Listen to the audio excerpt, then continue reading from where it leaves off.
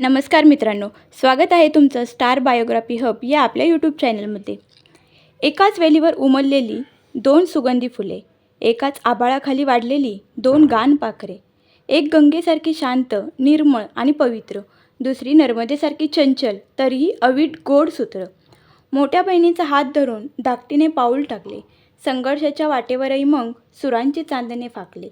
एक स्वर सम्राज्ञी झाली तर दुसरी लयीची राणी. दोघींनी मिळून लिहून ठेवली संगीताची सुवर्ण कहाणी.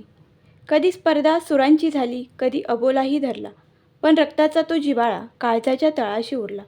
एक दिदी म्हणून आई झाली, आधार दिला घरचा, तर दुसरीने जपला मान आपल्या मोठ्या गुरुचा. आज जरी एक स्वर निवांत झाला तरी नातं संपणार नाही. मंगेशकर नावाचा सूर्य कधीच मावळणार नाही. दोन देह, दोन शैली, पण एकच सुरांचा श्वास, पिढ्यानपिढ्या दरवळत राहील या दोन फुलांचा सुवास. आशा भोसले आणि लता मंगेशकर या केवळ दोन सख्या बहिणी नाहीत, तर भारतीय संगीत क्षेत्रातील दोन आधारस्तंभ आहेत. त्यांच्या नात्याबद्दलची ही सविस्तर माहिती.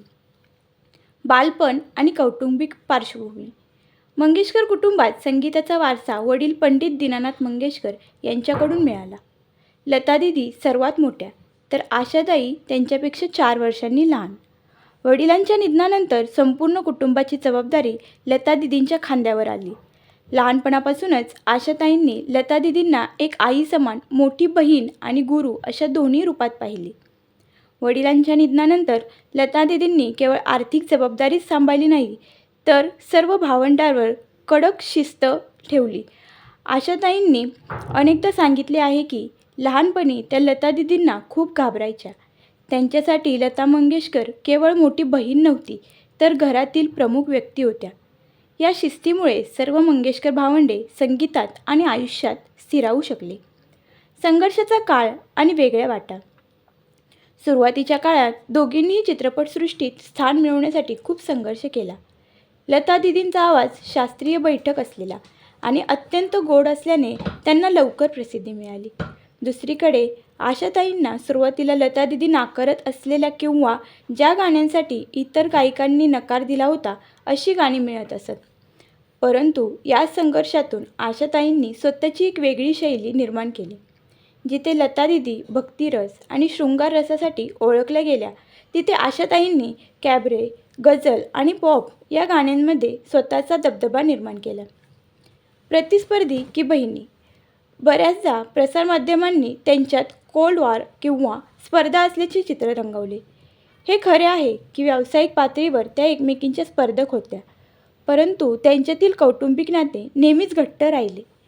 एका मुलाखतीत आशाताईंनी म्हटले होते की आम्ही दोघी दोन वेगळ्या दिशांना वाहणाऱ्या नद्या आहोत, पण आमचा उगम एकच आहे.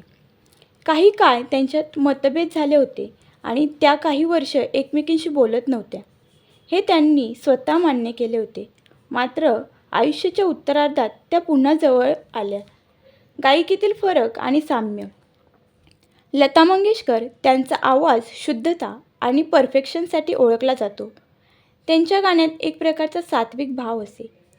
आशा भोसले त्यांचा आवाज एनर्जी आणि लवचिकता यासाठी ओळखला जातो. त्या कोणत्याही प्रकारच्या गाण्याला न्याय देऊ शकतात. साम्य. दोघींची शब्दफेक आणि मराठी हिंदी भाषेवरील पकड अफाट होती. मराठी भावगीत समृद्ध करण्यात दोघींचाही मोलाचा वाटा आहे. एकत्र केलेली कामगिरी. या दोन महान बहिणींनी अनेक अजरामर द्वंद्व गीते गायली आहेत. हसले ग बाई हसले, एरे एरे पैसा, सखी ग सांगू कशी यांसारख्या गाण्यांतून त्यांच्यातील सुरांचा मेळ स्पष्टपणे दिसून येतो. आजही जेव्हा आशाताई सार्वजनिक कार्यक्रमात दिसतात, तेव्हा त्या लता दिदींच्या आठवणीत भावूक होतात. माझ्या गळ्यातला सूर माझ्या वडिलांचा आहे, पण तो जपण्याची ताकद मला माझ्या बहिणीकडून मिळाली, असे त्या मानतात. लता दिदींच्या निधनानंतर आशाताईंनी त्यांच्या नावाने दिला जाणारा पुरस्कार स्वीकारताना आपल्या मोठ्या बहिणीप्रती असलेला अढळ आदर पुन्हा एकदा जगाला दाखवून दिला. लता मंगेशकर आणि आशा भोसले हे भारतीय संगीतातील सूर्य आणि चंद्र आहेत. त्यांच्यात मतभेद झाले असतील, पण मनभेद कधीच नव्हते. त्यांच्या नात्यात आदर, प्रेम आणि संगीताप्रती असलेली निष्ठा हेच मुख्य दुवे राहिले आहेत.